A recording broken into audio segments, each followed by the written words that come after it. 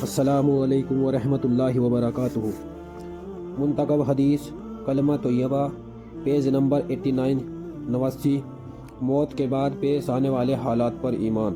حدیث نمبر 144 حضرت عبداللہ بن عمرو رضی اللہ تعالیٰ عنہ روایت کرتے ہیں کہ رسول اللہ صلی اللہ علیہ وسلم نے ارشاد فرمایا، قیامت سے پہلے دجال نکلے گا اور وہ 40 تک ٹھہرے گا۔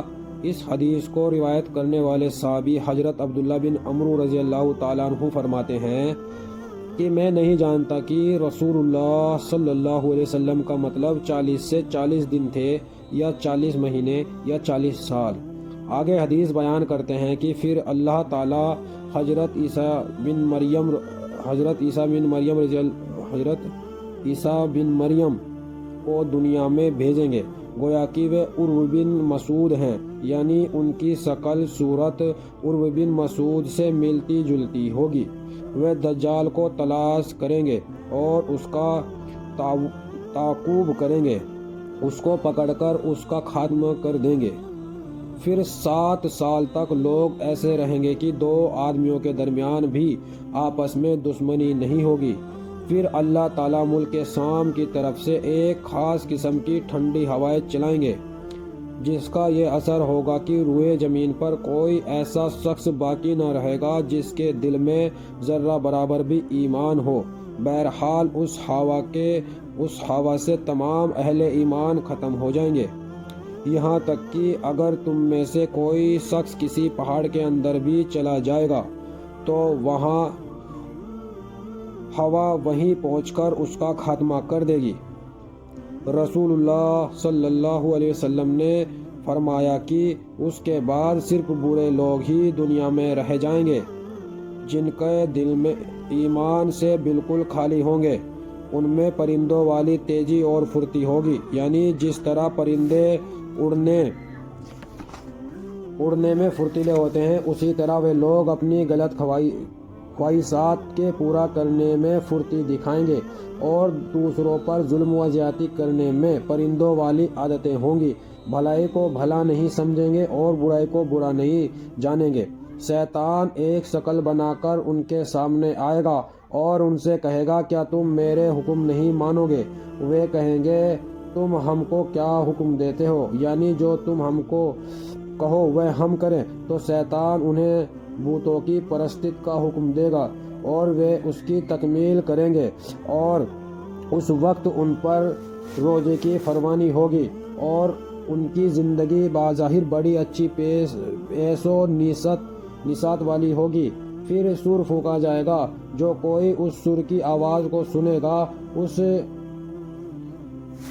آواز کی دہشت اور خوف سے بے ہوش ہو جائے گا، اور اس کی وجہ سے اس کا سر جسم پر سیدھا قائم نہ رہ سکے گا، بلکہ اس کی گردن ادھر ادھر ڈھلک جائے گی۔ سب سے پہلے جو شخص سور کی آواز سنے گا اور جس پر سب سے پہلے اس کا اثر پڑے گا، وہ ایک آدمی ہوگا جو اپنے اونٹ کے ہوج کو مٹی سے درست کر رہا ہوگا۔ وہ بے ہوش اور بے جان ہو کر گر جائے گا، یعنی مر جائے گا، اور دوسرے سب لوگ بھی اسی طرح بے جان ہو کر گر جائیں گے۔ پھر اللہ تعالیٰ ہلکی سی بارش برسائیں گے، ایسی جیسے کہ شبنم۔ اس کے اثر سے انسانوں کے جسموں میں جان پڑ جائے گی۔ پھر دوسری مرتبہ سور پھونکا جائے گا تو ایک دم سب کے سب کھڑے ہو جائیں گے اور چاروں طرف دیکھنے لگیں گے۔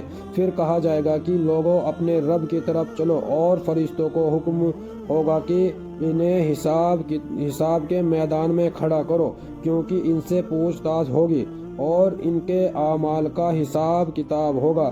پھر حکم ہوگا کہ ان میں سے دوزخی کے گروہ کو نکالو۔ عرض کیا جائے گا کہ کتنے میں سے کتنے؟ حکم ہوگا کہ ہر 1000 میں سے 999۔ رسول اللہ صلی اللہ علیہ وسلم کا ارشاد فرماتے ہیں کہ یہ وہ دن ہوگا جو بچوں کو بوڑھا کر دے گا، یعنی اس روز کی سختی اور لمبائی کا تقاضا یہی ہوگا کہ وہ بچوں کو بوڑھا کر دے، اگر چاہے حقیقت میں بچے بوڑھے نہ ہوں۔ اور یہی وہ دن ہوگا جس میں پنڈلی کھولی جائے گی، یعنی جس دن اللہ تعالیٰ خاص قسم کا ظہور فرمائیں گے۔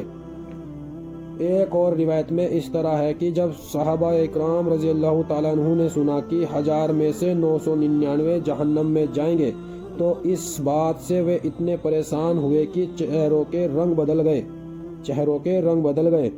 اس پر آپ صلی اللہ علیہ وسلم نے ارشاد فرمایا، بات یہ ہے کہ 999 جو جہنم میں جائیں گے وہ یجوج مجوج ہوں گے اور ان کی طرف کفار و مشرکین میں سے ہوں گے، اور ایک ہزار میں سے ایک جو جنت میں جائے گا وہ تم میں سے اور تمہارا طریقہ اختیار کرنے والوں میں سے ہوگا۔